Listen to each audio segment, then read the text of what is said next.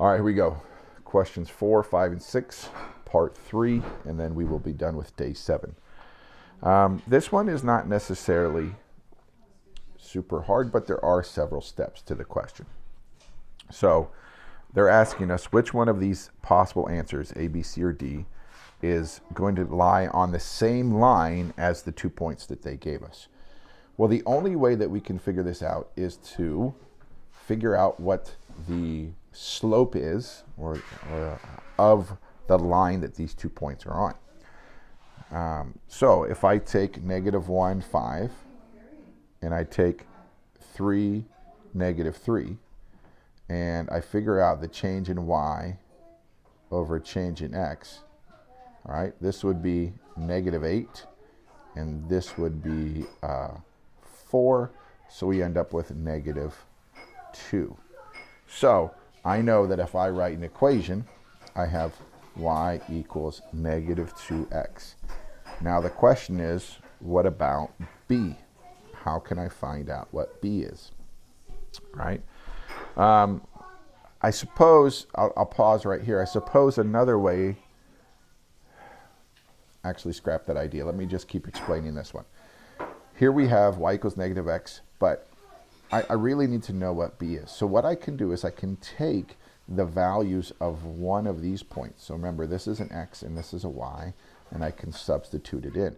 So if I substitute 5 in for y, I get 5 equals -2, and then I'm substituting -1 in for x, so it's going to be -1, and then plus b. Notice now b is my only variable, and I can solve for that.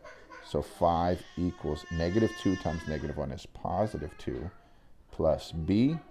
And then if I subtract 2, b equals 3. So now I have my equation, y equals -2x plus 3. Now this is the key. What you have to do now is you have to take all of those answers and you have to substitute the x coordinate and the y coordinate in and solve it to make sure that the expression on one side equals the other. So if you, for example, take a, which would be 5 here, 5 is x and y is -13, all right, and you substitute those in, you would get -13 equals -2 times 5 plus 3. Well, when I solve this, -2 times 5 is -10, plus 3 is -7. And -13 does not equal -7. Therefore, that one does not work. So do the same thing for B, C, and D and see which one will work out. Question 5 is a system of equations. All right. And luckily, it's kind of an easy one because they told us that y equals this, and they told us that y equals this. All right. Well, y equals y, right? Y is the same thing as y. So I can take this and make it equal to this. So I can write 2x minus 7 equals -x plus 5. All right, and so this is where you could simply add 7 to both sides, right? And end up with 2x equals -x plus 12, right? And then to get rid of this x on this side and put I could add x to both sides, and then I'll let you take it from there.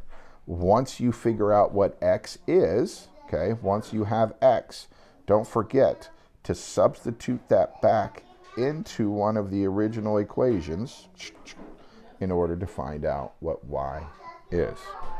Okay, last but not least, you have a problem like this.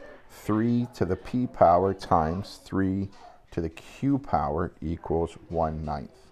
Now, this takes a little bit of creativity. First of all, we have to remember that when I have the same base that's being multiplied, right, product of powers, it means I can add the exponents, all right? So over here, I can rewrite 1/9 a couple of ways. I can rewrite 1/9 as 1 over 3 squared. And then if you remember, I can rewrite that as, I can flip it up to the top or do the reciprocal and change the sign. And I can write that as 3 to the negative second power. So what we have to do is we know that P and Q, right?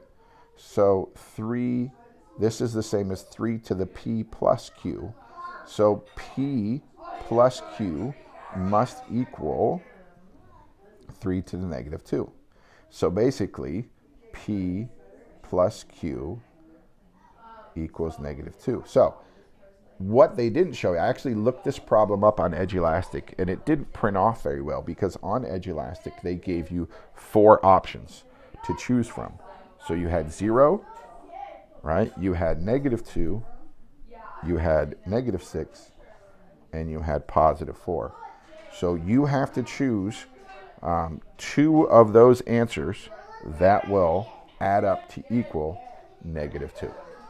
All right, folks, that is all that we have for today, day 7. And man, we're getting pretty close. 12 more problems, and then we're done.